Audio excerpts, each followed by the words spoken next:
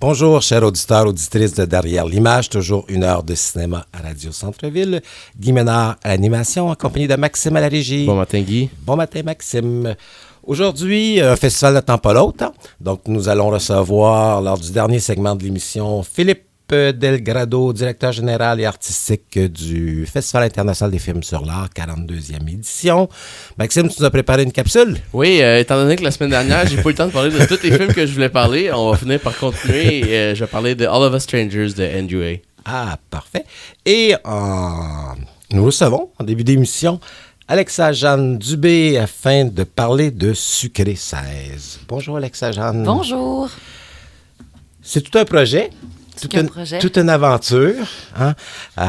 En fait, Sucré 16 donne la parole à 8 adolescentes qui se questionnent en fait, sur ce qu'ils étaient, ce qu'ils vont devenir. Et ça, dans une forme cinématographique très originale que j'ai énormément appréciée. Parce que je sais que tu en avais un petit peu parlé précédemment. Ouais. C'est une pièce de théâtre. Comment t'es arrivé à t'intéresser, je veux dire, à cette pièce-là et par la suite, surtout, décider d'en faire un film? Ouais, en fait, c'est arrivé un peu comme une commande parce que c'est Luce Pelletier qui est une metteur en scène puis qui est directrice artistique du Théâtre de l'Opsis qui, elle, montait cette pièce-là de Suzy Bastien, Sucré 16, donc. Puis, elle m'avait approché en mai 2022 pour faire une captation de sa pièce qu'elle allait présenter à l'automne dans les Maisons de la Culture. Parce que, comme c'était une petite tournée dans les Maisons de la Culture, elle voulait extendre un peu la vie de la pièce puis qu'elle soit plus vue. Donc, elle voulait une genre de captation plus qu'elle qualifiait. Donc, elle voulait pas que ça soit tourné dans le décor du théâtre. Fait que, t'sais, rendu là, moi, je sais, ben là, c'est un peu un film parce qu'il faut que je trouve des endroits, tu sais, tout ça.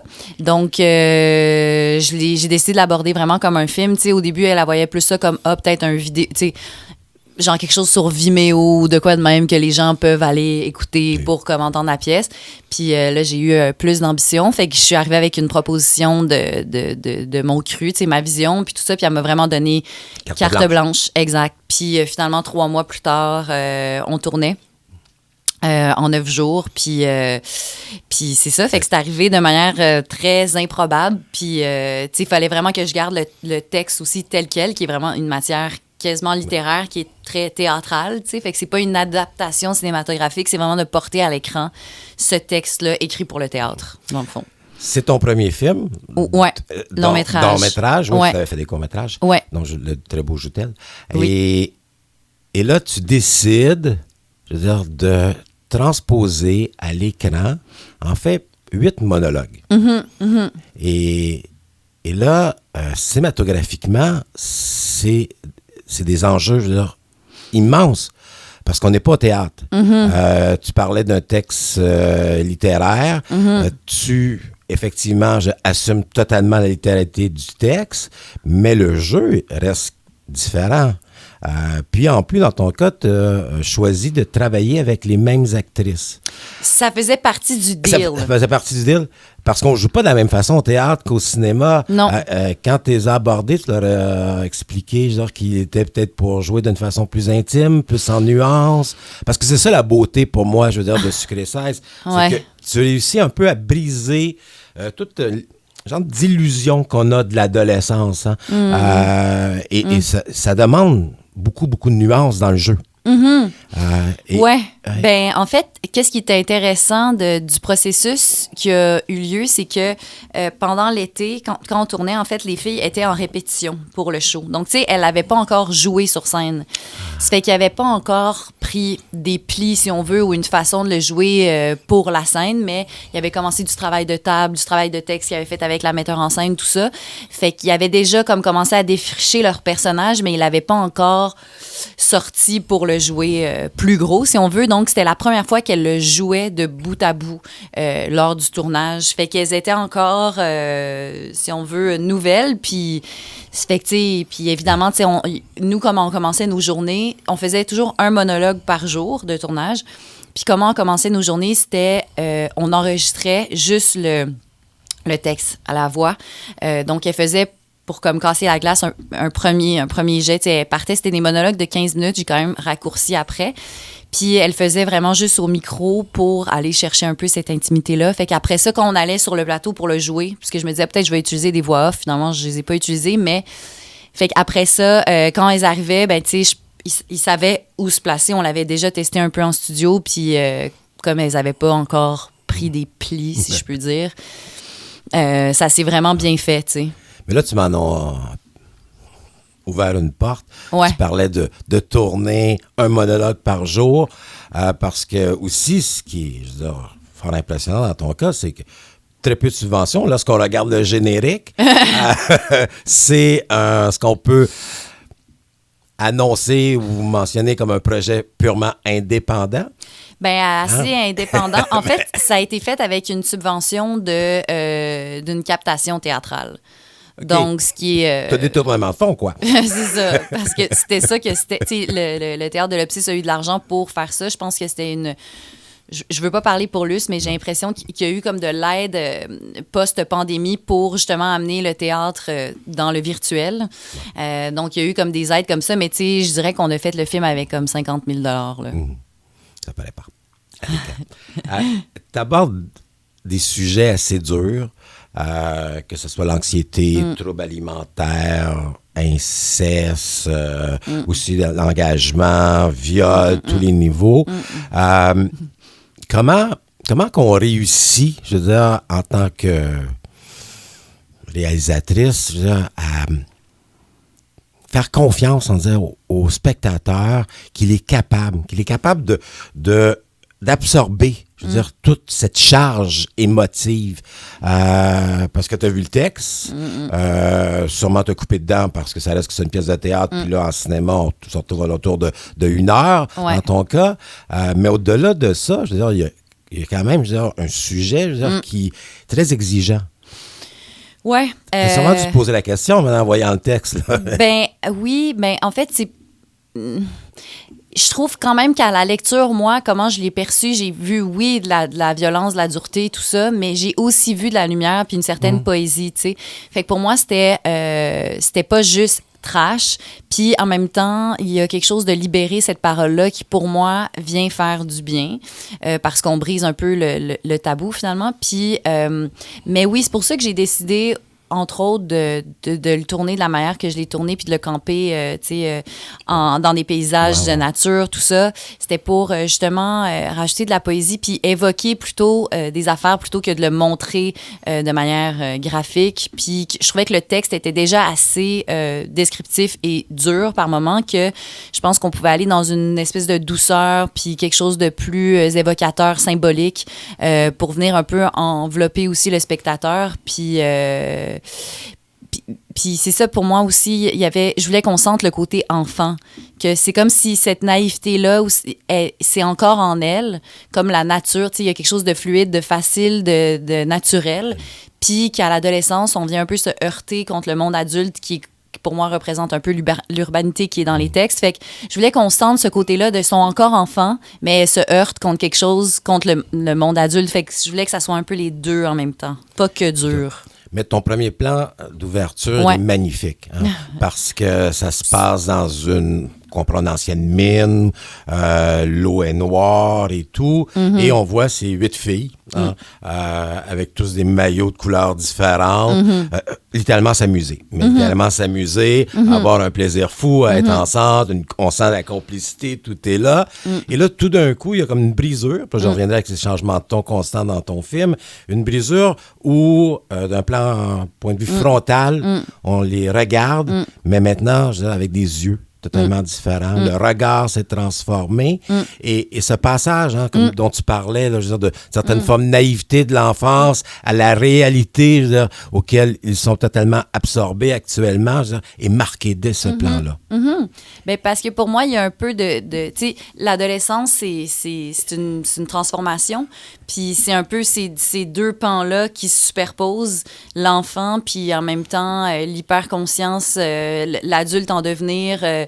Puis je trouvais ça intéressant qu'on les voit s'amuser, qu'on voit ce côté fille, mais aussi ce côté femme.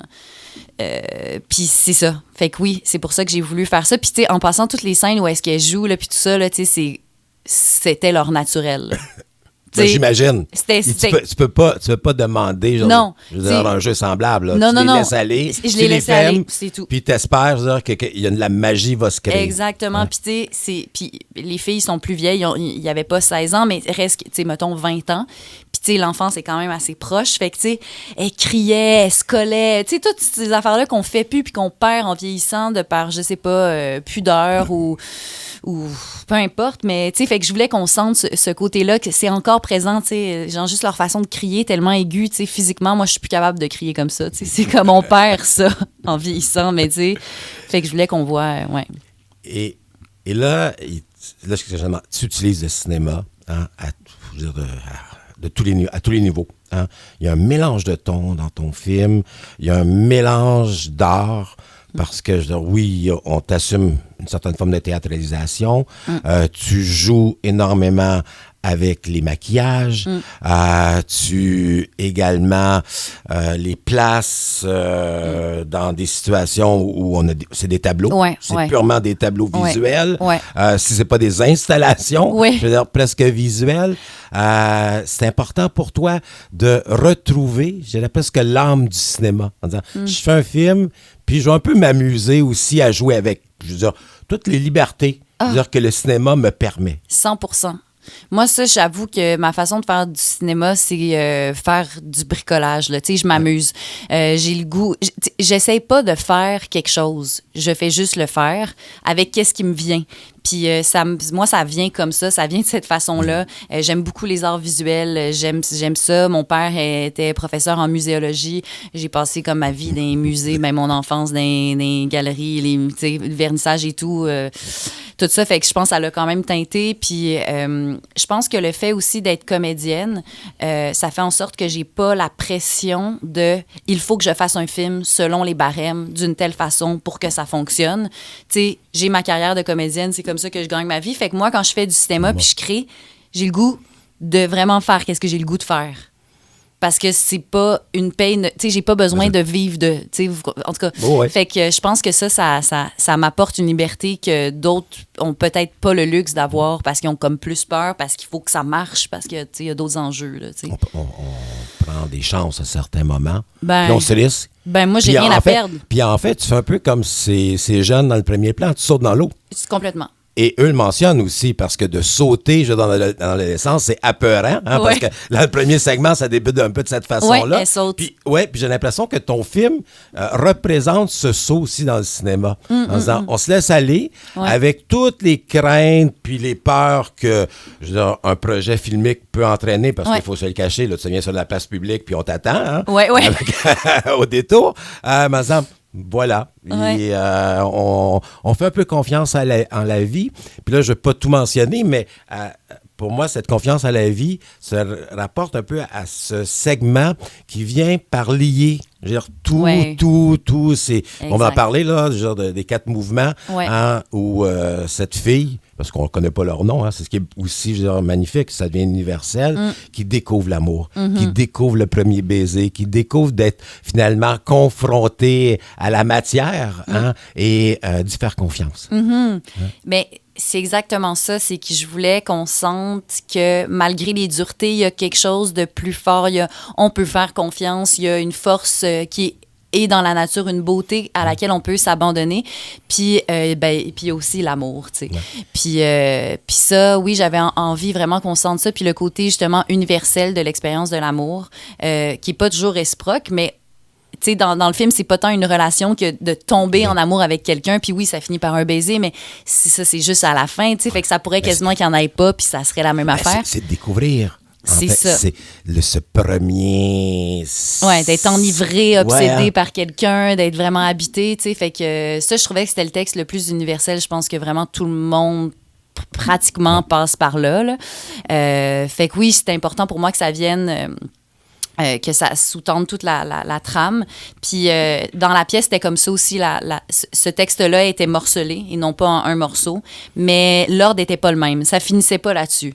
Ça finissait sur quelque chose de plus sombre. Fait que moi, j'ai joué un peu avec la structure. Là.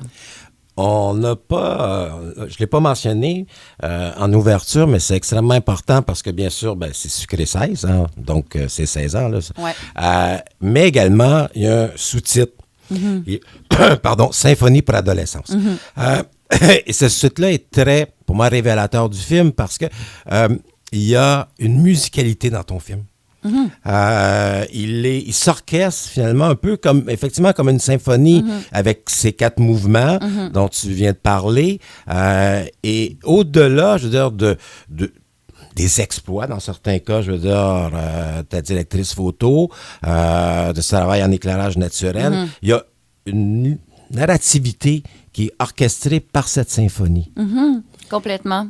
Oui, en fait, pour moi, j'avais besoin d'une structure. En fait, c'était le défi, je pense, hein, de donner un sens à ces paroles. Comment les encadrer, exact, parce que sinon, ça devient juste des monologues, puis qu'est-ce qui les lie, qu'est-ce qu'il y a entre, tu sais, tout ça, il n'y a pas ça dans la pièce, fait que, il fallait que je trouve un peu une matière, fait que, donc, il y a tous ces moments où est-ce qu'on les voit jouer, qui reconnectent avec l'enfance, puis j'ai décidé, c'est ça, de m'inspirer, de prendre la structure d'une symphonie, puis de diviser ça par mouvement, reliant certains thèmes, puis c'est ça, oui, ça m'a aidé à structurer. Puis aussi, en montage, j'ai réalisé que à chaque fois, il fallait qu'on travaille avec la musique. Tu sais, comment on a fait, c'est qu'on a vraiment monté chacun des monologues, un à la fois. Puis après ça, on a monté ce qu'il y a entre. On a joué avec l'ordre, tu sais, mais on a vraiment commencé par les monologues comme individuellement. Puis à chaque fois, il fallait qu'il y ait de la musique. C'était comme... Puis toujours une musique différente, un style différent. Autant d'un point de vue visuel, avec les paysages, mais aussi les maquillages. C'est toujours une proposition qui est différente. Même dans l'écriture aussi, il y a des rythmes, des façons d'écrire. Il y a des textes qui riment, il y en a qui riment pas, tout ça. Donc, c'était comme naturel que aussi d'un point de vue musical, il y ait toujours un style différent, tu sais, qui est propre à ce que l'histoire propose. Et je n'ai parlé un petit peu. Ta directrice photo, Émilie Mercier, hein, elle a un œil. Hein, elle a un œil. Et on aborde beaucoup de sujets dans ton film, mais moi, ce qui m'a énormément marqué, c'est cette façon, je veux dire, de filmer aussi les corps. Parce que, oui, dans ce passage, finalement, de la fin de l'adolescence au monde des adultes, le corps est porteur de révélations à tous les niveaux. Et il y a un danger à filmer les corps. Il y a un danger à les surreprésenter, alors que dans ton cas, c'est vraiment pas le cas. C'est pas ça du tout. Mais ça, il faut qu'il y ait une certaine complicité avec Émilie. Puis là, je fais une parenthèse parce que ton film est présenté dans plusieurs salles, dont la Cinémathèque québécoise. Il y a une exposition de certaines photos d'Émilie lorsqu'on arrive à la salle de la Cinémathèque. Mais elle avait, je veux dire, cet œil pour... Complètement. Faire ressortir toutes les nuances. Oui. En fait, 100%. Puis c'est le brio d'Émilie. C'est-à-dire que Émilie, c'est une photographe qui fait de la photo argentique depuis plusieurs années. Puis c'était la première fois qu'elle faisait du cinéma. Donc, c'était son premier projet en tant que directrice photo. Puis les photos qu'elle fait, dans le fond, est à la base d'un projet qui s'appelle 1001 fesses. Puis c'est des projets photos de plein de fesses de femmes. Puis, puis ça fait autant des vieilles personnes, des jeunes, de tout, puis toujours de dos, puis c'est toujours, on ne voit pas que les fesses, mais puis d'ailleurs, vous pouvez aller voir sur Instagram, 1001 fesses. Puis donc, elle a cet œil-là qui est habitué de mettre en scène, si vous voulez, le corps des femmes de manière à faire exprimer la vulnérabilité, la sensibilité, l'intimité et non pas le désir ou quoi que ce soit qui va dans cette veine-là. Donc, c'était parfait pour moi d'avoir cette personne-là avec moi. Puis elle a cette expertise-là, elle sait comment mettre à l'aise les gens, puis elle a un regard. Puis je pense que c'est peut-être un regard même qui est intrinsèque à être une femme qui filme une femme, tu sais, puis qui a ce regard-là qui est plus enveloppant, qui comprend aussi c'est quoi, comment on se sent avec ce corps-là, jeune, puis tout ça. Fait qu'elle elle a vraiment arrivé à porter ce regard-là qui, pour moi, est très important dans le film, puis arrive à témoigner d'une fragilité puis d'une intimité qu'on voit pas souvent. Non. Et tout le montage, le travail de montage s'articule beaucoup en juxtaposant des plans très, très serrées des comédiennes. Ouais. Que ce soit la nuque, que ce soit le cou, à des plans très, très larges. Hein? Donc, il y a toujours une volonté, finalement, de placer cette intimité-là dans un ensemble beaucoup plus grand. Oui. Okay? Et puis, encore là, ça, c'est pas évident parce que, je veux dire, si tu passes dans deux registres, donc, tu essaies de trouver, comme tu mentionnes, la sensibilité intérieure, puis de représenter ça à travers, finalement, des plans, et également de recréer des tableaux. Donc, on est vraiment à deux niveaux, je veux dire, totalement différents. Complètement. Et ça fonctionne. C'est ça qui est la beauté de ton film. C'est que ça fonctionne, puis on y croit. C'est vrai. Ben, c'est comme si les côtés tableau, c'était plus le côté théâtral, si on veut. Puis le côté, les plans proches. En fait, comment on fonctionnait, c'est qu'on faisait toujours le monologue de manière tableau placé en 3 valeurs, large, moyen, plus serré. Puis après ça, on détruisait tout. Puis on jazzait, qu'on disait. Fait que là, c'était juste, on y allait avec plus des images, des affaires. OK, fais ça, mets-toi en dessous de l'arbre, OK. Puis là, on jazzait, moi qui dis quoi faire, Émilie qui filme, la comédienne. Puis on faisait ça pendant toute l'après-midi. Fait que là, c'est ce qui a fait la juxtaposition des images plus en mouvement, plus proches, plus intimes, qu'on voit plus les corps versus ceux plus placés, plus théâtraux. Et la couleur. L'utilisation de la couleur. Ouais. Tu t'es amusé, hein? Ouais. Je regardais ça, là. Je dis, tiens, il y a une idée. On va mettre du jaune, du bleu, le vert. Donc, et chaque monologue a sa propre couleur. Ouais. Sa propre couleur. Ouais. Fait que ça, j'imagine là, que c'est la table à dessin, là. C'est un petit plaisir en disant, qu'est-ce qu'on peut faire à ce moment-là? Totalement. Mais tu sais, il y avait un désir. Ben, premièrement, la forme, tu sais, le fait que ça soit des monologues, c'est des tableaux. Fait qu'on peut s'amuser à donner une identité propre à chacun. Puis aussi, comme il y a une certaine exigence à écouter ce film-là, parce qu'on va se le dire, ça reste un texte, tu sais, littéraire. Puis tu sais, je veux dire, c'est pas, t'écoutes pas ça en pliant ton linge. Là, je vais faire une parenthèse. Ouais. Okay. Moi, j'aime pas ça le mot exigence. OK. Parce que, je veux dire, c'est comme dire, finalement, mon film est difficile à écouter. Je pense pas que ton film soit difficile à écouter. Ton film est porteur de propos, je veux dire, qui sont révélateurs de ses adolescences. Mais au-delà de ça, je veux dire, on peut, en tant que spectateur, je veux dire, avoir l'habilité aussi, je veux dire, à être capable de savoir ses propos. Mettons les choses, c'est clair que on n'est pas des super-héros. On n'est pas des super-héros. Mais si, je veux dire, on est non.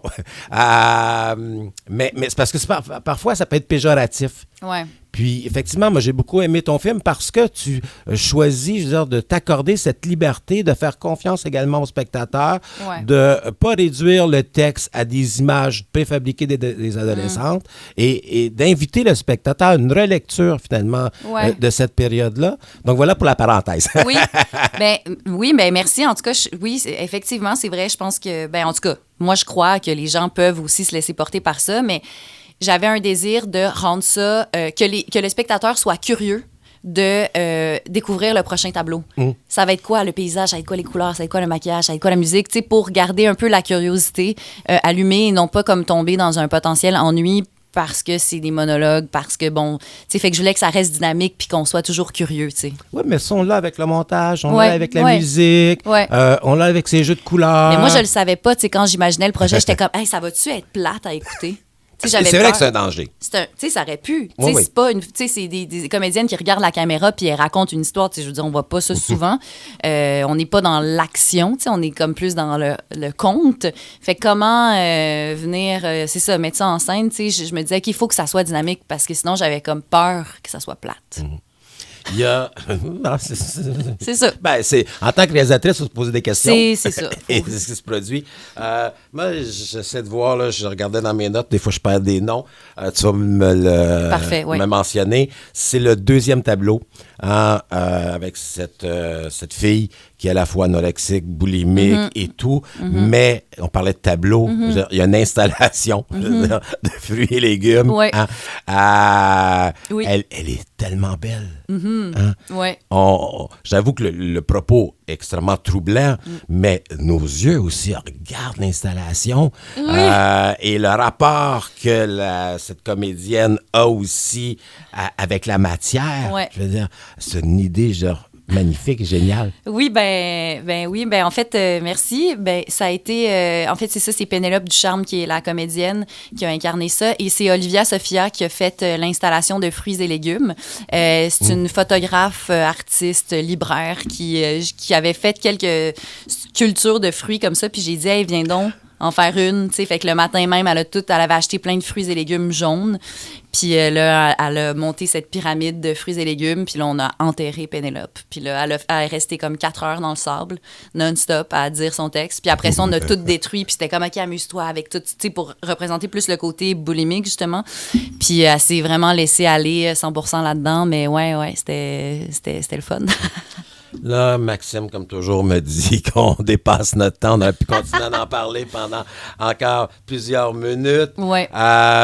Alexa Jeanne Dubé, Sucré 16, son film prend l'affiche depuis hier dans plusieurs salles. Tu vas l'accompagner également oui, je vais être là. Là, il reste... Là, je te fais faire le travail que c'est pas toujours évident pour moi. Non, mais là, je vais être là au cinéma moderne puis au cinéma public. Je me souviens plus des dates, par contre, mais je sais que je vais être là à 2 moments.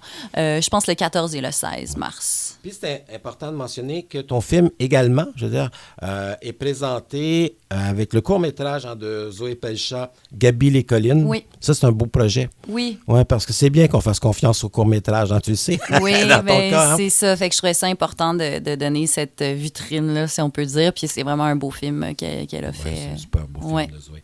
Merci beaucoup, Alexa Jeanne. Merci. Et bravo, très beau film. Merci.